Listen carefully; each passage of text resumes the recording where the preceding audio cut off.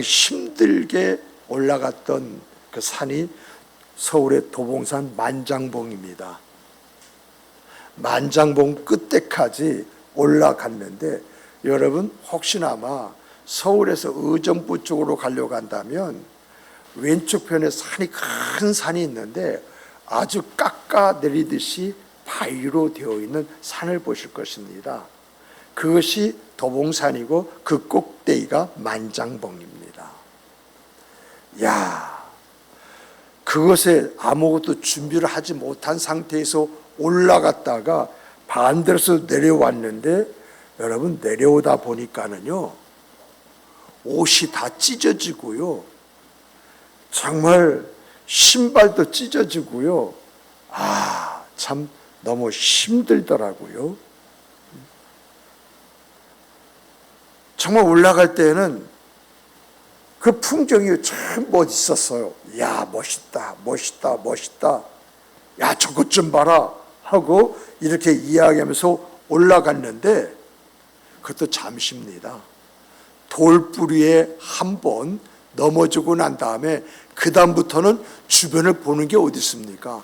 돌뿌리에 넘어지지 아니라 땅바닥만 바라보고 올라가지 않습니까? 그런 가운데에 가시덤불, 이렇게 나무 가지에 옷이 걸려가지고요, 옷이 찢어지기도 하고, 나중에는 올라갔다 내려오니까 내 무릎인지 남의 무릎이신지 이걸 분간할 수 없을 정도로 후들거리는 거 있지 않습니까? 이런 것도 생각이 납니다. 우리가 지난 1년 어떻게 살아왔습니까? 혹시 이렇게 살진 않았습니까? 뭔가 잘못될까 봐 조바심거리고, 뭔가 해보려다가 실패하고 어려움을 겪고 아픔이 가득한 그러한 일들이 우리 안에 없습니까? 정말 어떤 면에서 1년을 살아오면서 마치 가파른 그 절벽을 올라가는 것처럼 헉헉거리고, 생계라고 하는 좁은 틈이라는 거 있지 않습니까? 여기에서 살아야 된다, 무엇인가 해야 된다, 이런 절박함 속에서 우리가 1년을 지내왔습니다만, 지낸 과정 중에 내 영혼은 너덜너덜 되지는 않았습니까? 정말 오늘 우리의 가슴 속에 하나님이라는 존재가 얼마나 있습니까? 그 하나님이 우리의 생각을 통치합니까? 우리의 감정을 다스립니까? 우리의 의지 속에서 역사하십니까? 아니면 내가 생각한 대로 말하고 행동하고 내가 마음먹은 대로 무엇인가 해내는 그런 사람이 되었습니까?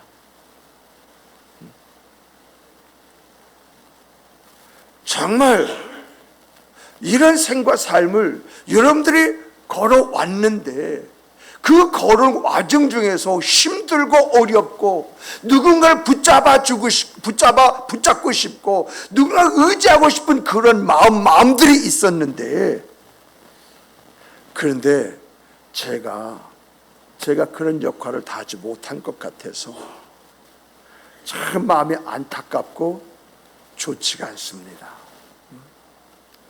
무언가 여러분의 생각과 삶 속에서 갖는 외로움이라는 것이 있지 않습니까? 어떤 그런 외로움 가운데 있을 때 따뜻한 커피 한 잔이라도 주면서 정말 여러분들의 그런 이야기를 들어주었다고 한다면 참 마음이 이렇게까지 무겁지는 않을 것 같은데, 설교를 준비하면서 참 마음이 무거웠습니다. 힘들었습니다. 내가 무엇인가 여러분들에게 한마디를 따뜻하게 해주고 무언가 붙들고 세워주고 함께 해야 되는 이 아름다움이 있어야 되는데, 그런데 제가 거기까지 미치지 못한 것 같은 이러한 마음이 하나님 앞에서 송구스러움을 갖게 만들 뿐만 아니라 여러분 앞에 미안합니다 라고 말하고 싶은 그러한 마음밖에 없습니다. 정말 이러한 저인데도 불구하고 오히려 목사님하고 섬겨주시고 또 어떤 그 이야기가 떨어지면 그것을 해보려고 노력하는 여러분, 정말 여러분들이 있어서 지난 1년 감사하고 또 행복했다고 이렇게 말씀을 드리고 싶습니다. 나는 여러분들 앞에 가질 모습을 갖지 못한 것 같은데 여러분들은 그런 나임에도 불구하고 섬겨주시고 사랑해주시고 함께해 주시는 이러한 은혜와 은총을 여러분들은 저에게 주셨습니다. 진정으로 감사를 드립니다. 그런데 오늘 우리가 좀 더 생각을 해보면 1년을 지내오면서 정말 우리는 허덕댔습니다. 힘들었습니다. 고통스러웠습니다. 때로 어떻게 해야지 라는 고민 속에서 엎드렸습니다. 그러다 보니까 무엇인가 이것이 옳은가? 라고 하는 그러한 자문도 하게 되어지고 과연 어떻게 하는 것이 좋은가? 그 궁금함 속에서 고민도 해보고 그래 왔습니다마는 이런 모습을 보시는 하나님은 여러분을 어떻게 보셨겠습니까? 방황하는 것으로 보셨겠습니까? 무언가 길을 찾지 못하고 헤매는 것으로 보셨을 것 같습니까? 아닙니다. 여러분들이 길을 찾아서 어떻게 해야 할까 고민한 그 고민의 모습은 하나님 보시기에 정금 같은 모습이었습니다.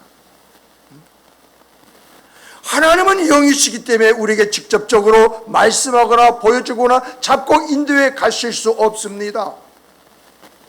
말씀을 우리에게 주셔서 그 말씀대로 살아가길 원하는데 우리가 그 말씀의 이해에 대한 한계가 있습니다. 그렇기 때문에 우리가 어떻게 하라고 하는 문제 앞에서 고민하고 허덕댈 수밖에 없는데 중요한 건 그 고민하고 허덕대는 것을 바라보신 하나님은 나를 귀하고 아름다운 사람으로 마땅히 우리가 가질 모습을 가진 것처럼 이렇게 여겨주신다는 이 사실 앞에서 오늘 우리가 지난 1년을 잘못 산 것이 아니라 잘 살아왔다. 우리는 이렇게 믿어야 됩니다. 잘 살아왔다. 방황하는 것 같고 힘든 것 같지만은 세상 사람들이 이런 것을 보고 뭐라고 이야기할지 모르지만 우리 하나님은 그 모습을 보시고 잘했다.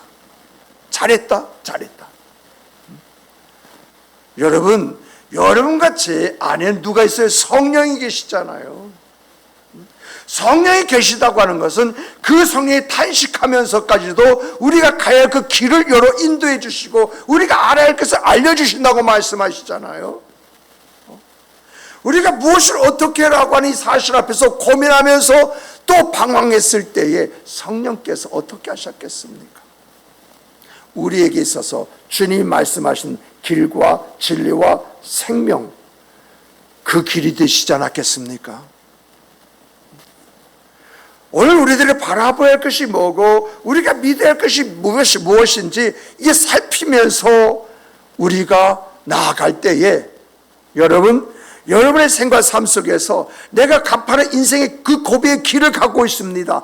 이런 땀방울이요 우리 하나님이 기억하시는 줄 믿으시기 바랍니다. 또 우리가 살면서 남보르게 삼킨 그 눈물이라는 것이 있습니다. 이런 눈물, 이러한 것들도 하나님께서 아시는 줄 믿으시기 바랍니다. 조금 더 넓게 보고 깊게 보면 하나님이 원하심이 무엇이냐라고 하는 것을 우리가 깨닫고 알 수가 있을 뿐만 아니라 우리의 생과 삶이 부족하지만 그렇게 살아가고 있다는 것입니다. 왜요? 내 안에 하나님이 계시기 때문입니다.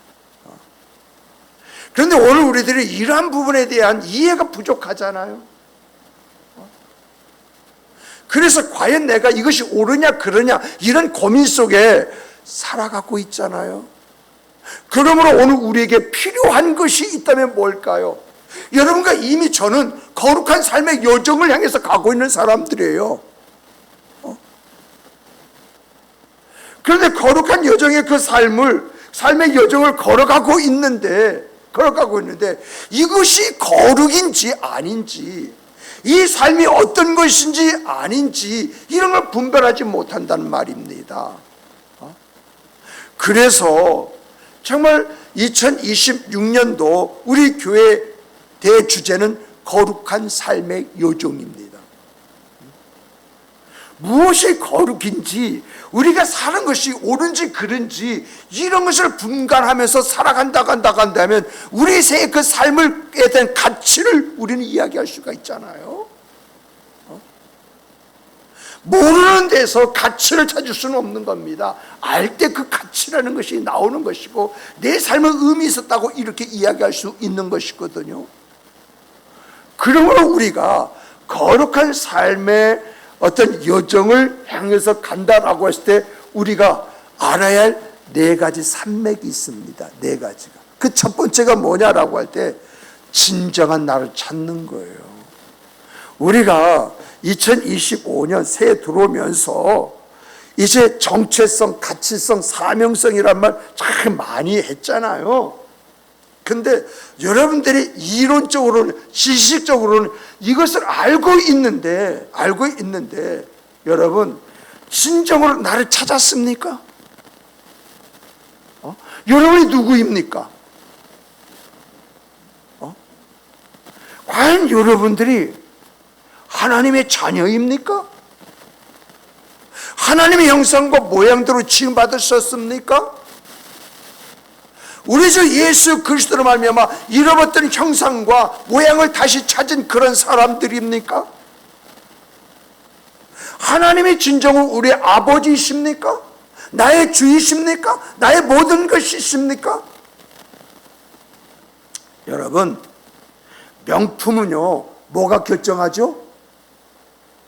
명품은요 가격이 결정하는 것이 아니라 그 가방에 뭐가 찍혔느냐, 그 낙인이 명품을 결정합니다.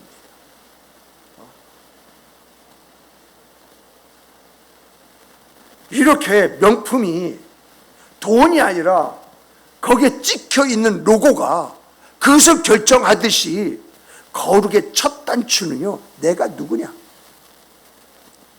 내가 누구냐를 확인하고 내가 나를 이해하고 알고 믿을 때에 거룩의 시작은 내 삶에서 시작이 되어주는 것입니다. 세상이 말입니다. 연봉 얼마 받아?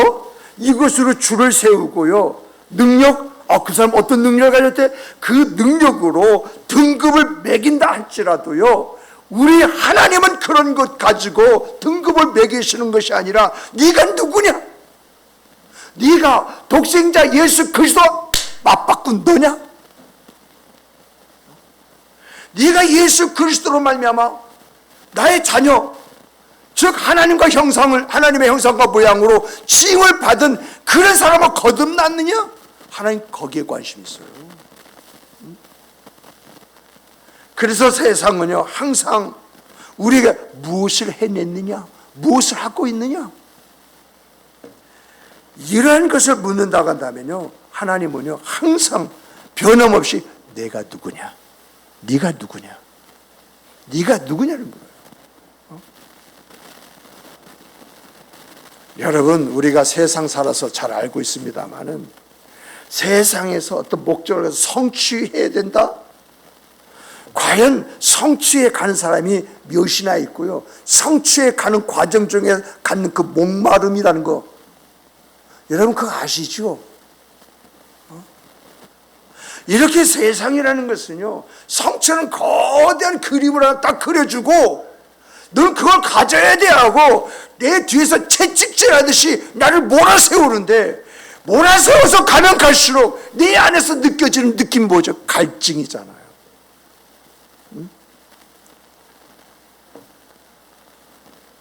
이렇게 세상은요 우리에게 원대한 꿈을 주는 것 같고 그것을 소유해야 된다, 그걸 갖기 위해서 네가 어떻게 살아야 될 것이냐 이런 것을 가르쳐 주는데, 가르쳐 주고 그렇게 하면 할수록 우리한테는 심령의 갈증이 일어나요. 심령의 갈증이 일어나면 예의하고 난 감정이 일어나게 되어 있고요. 감정이 일어나면 하던 것도 집어치워버리는 그런 문제가 일어나거든요. 그런데 여러분, 하나님은요, 네가 누구냐? 네가 누구냐? 존재의 뿔이 있지 않습니까? 존재의 뿌리를 확인시켜주면서 우리 인생의 그 삶을 당당하게 살아가도록 만듭니다. 모세 한번 보세요. 모세가 40년간은 왕자로 살았습니다마는 살인 이후에 광야에서 양의 똥이나 치고 양의 풀이나 먹이는 그런 사람이 되지 않습니까? 그런 가운데 하나님이 부르셨습니다. 부르셨을 때 뭐라고 말합니까? 하나님, 나는 아무것도 할 수 없습니다.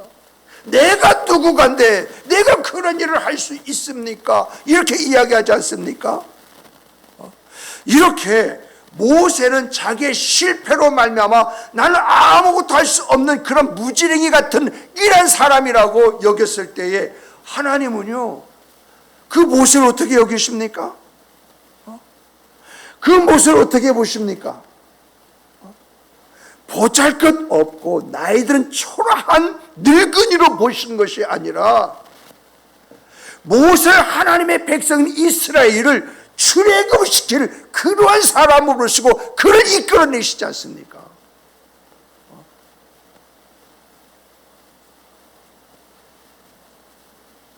하나님이요, 모세를 설득시켜 나갈수록 모세가 얼마나 당당해집니까? 천하의 그 바로 앞에서도 내 백성을 내보내라. 결국은 출애굽을 시키고, 그리고 더 나가서 이스라엘 백성들이 광야에서 그렇게 힘들고 어렵게 한다 할지라도 초연하게 그 모든 것을 이겨내면서 오늘 역사 속에서 이 시대에 정말 필요한 이제 세계적인 지도자가 있다면 그게 누구냐라고 할 때 컴퓨터가 조사를 해가지고 해준 말이 모세라고 말하지 않습니까?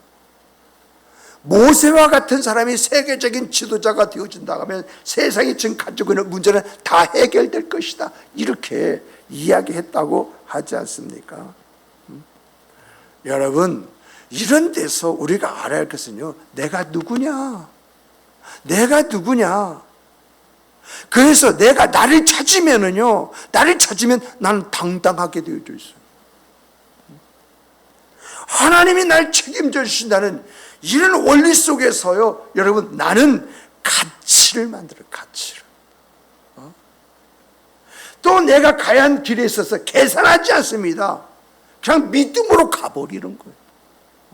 믿음으로 가면 갈수록요, 여러분, 다 믿음으로 가지 않는 사람이라도 다 그런 문제 다 부딪혀요.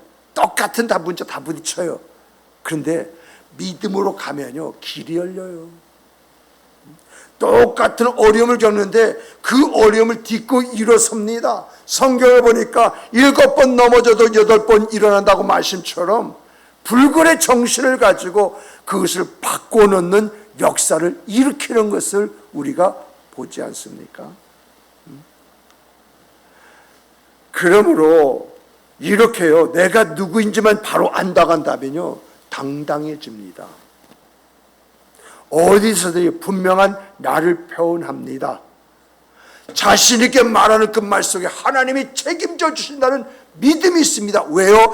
내가 하나님의 누구냐라고 하는 이러한 정체성 속에서 나의 당당함을 가지고 이야기했을 때에 도우시는 하나님, 인도하시는 하나님, 역사하시는 하나님이 없다면 나는 공수표를 던진 사람이 됩니다.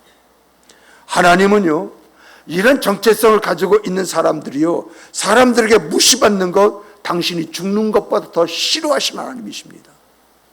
그래서 믿음으로 말하면 그 믿음대로 역사하시는 하나님이 우리 하나님이라고 하는 것을 역사가 우리에게 보여주고 가르쳐주고 있지 않습니까?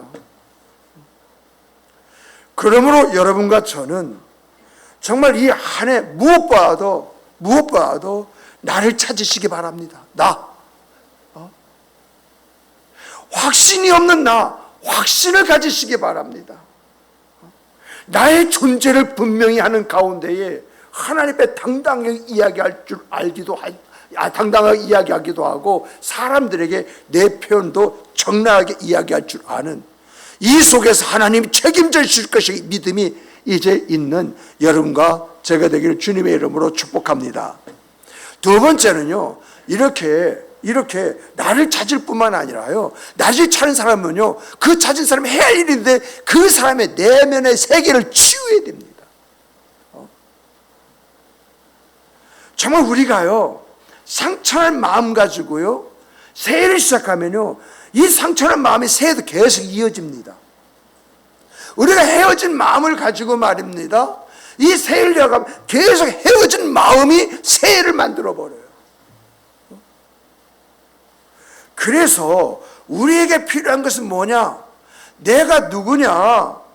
진정한 나를 찾았으면요, 내가 살아오면서 내 안에 쌓여있는 심령에 이러한 상처들 있지 않습니까? 내 내면의 세계를 세탁해버려야 돼요. 정말요, 여러분과 제가요, 내가 누구냐, 나를 찾았다고 한다면 내 안에 뭐가 있어요? 내 안에 쓴뿌리라는 것이 있습니다. 평생은 없는 것 같은데 어떤 문제가 딱 주어지게 되면 스물스물 일어나는 그 쓴뿌리, 그 쓴뿌리가 나의 인격을 무너뜨리지 않습니까? 나의 정체성을 무너뜨리지 않습니까? 나의 나됨을 무너뜨리지 않습니까? 나의 인격이라는 것을 산산조각 내버리는 그런 일들이 일어나지 않습니까? 저는 가끔요, 이런 말 들을 때가 있었습니다. 목사님, 전 뒤끝이 없어요. 그저 한번 화면이 앞뒤 안 가리고 말하고 막 행동하지만은 그걸 끝이에요. 여러분, 이게 끝이 없다는 말입니까? 아니면 치료가 필요하다는 말입니까?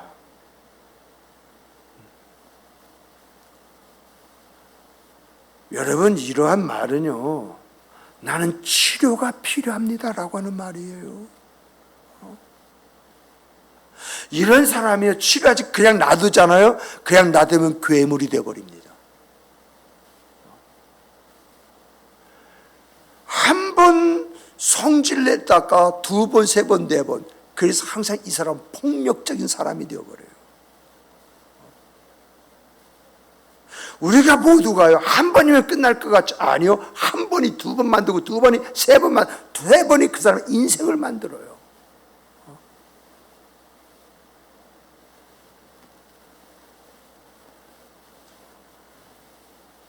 그러나 이 사람이요, 성령으로 치료되고요, 말씀으로 자기 존재를 알게 되어지면요, 이 사람은 괴물이 아니라 성물이 되어집니다. 하나님이 원하시는 생과 삶을 살아가는 사람이 된다라고 하는 것입니다.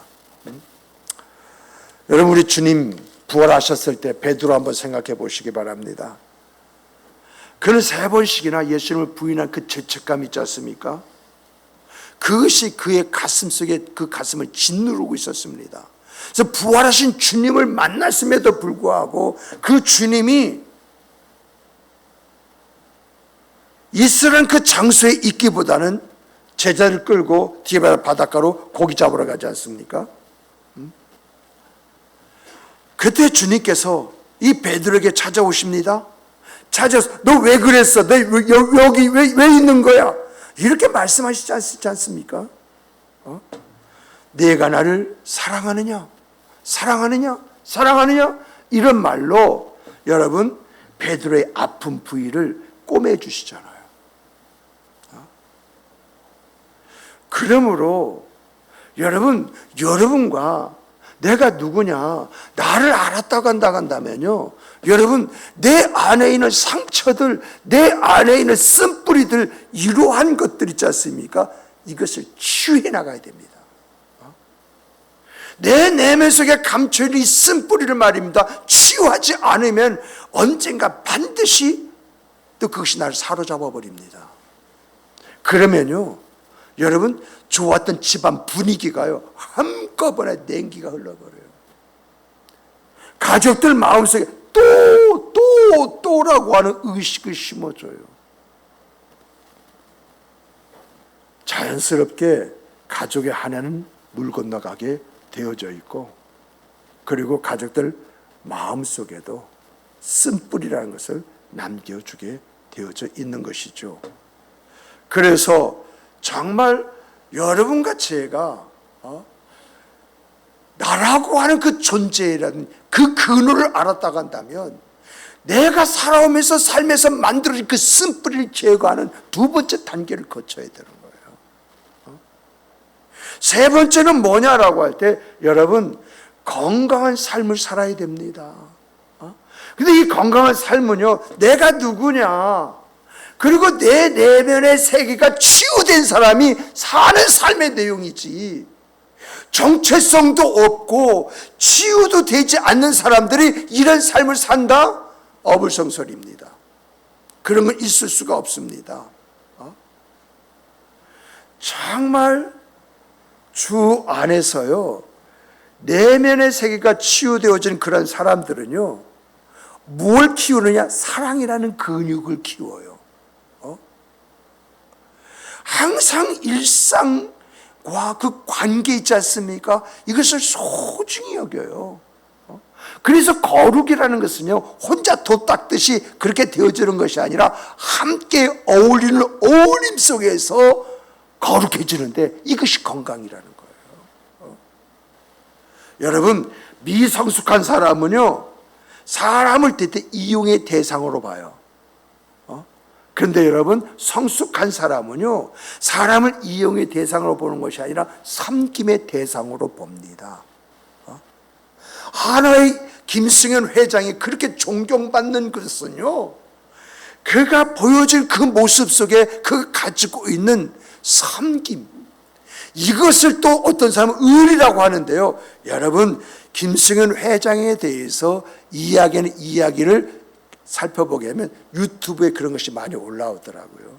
그가 어떻게 섬겼느냐, 그 섬김이 오늘에 있어 한화 방산을 만들어 버렸고, 오늘 하나의 정보 시스템을 만들어 버리는 그런 계기가 되었다라고 하는 거 있죠. 그것을 우리에게 잘 보여주고 있지 않습니까? 그러나 여러분, 사람을 이용의 대상으로, 그는요 성숙하지 못한 사람입니다. 사람을 이용의 대상으로 삼는 사람은요, 그가 이용의 대상이 되어버리더라고요. 이건 제가 내 목회 속에서, 제 삶 속에서 많이 봤습니다. 그래, 섬기려고 하게 되면 주변에 사람이 많고, 그 주변에 사람이 정보를 가져다니까 그 정보가 그 사람을 일으키는 역사로 나타나는 것을 보게 됩니다.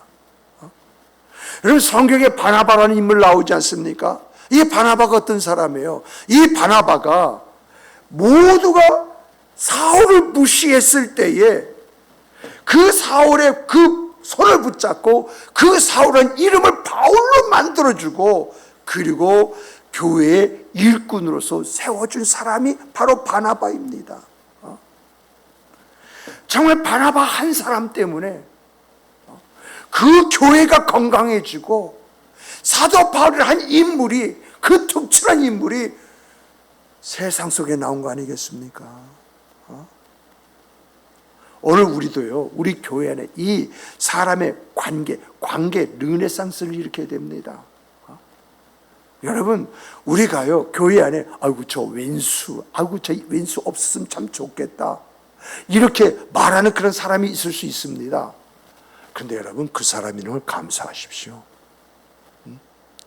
정말 그 사람이 왼수 같다 라고 하더라도 그 사람이 있기 때문에 내가 정신 차리는 것입니다. 내가 주의하는 것입니다. 내가 거룩해지는 것입니다. 내가 훈련되어지는 것입니다. 왜요?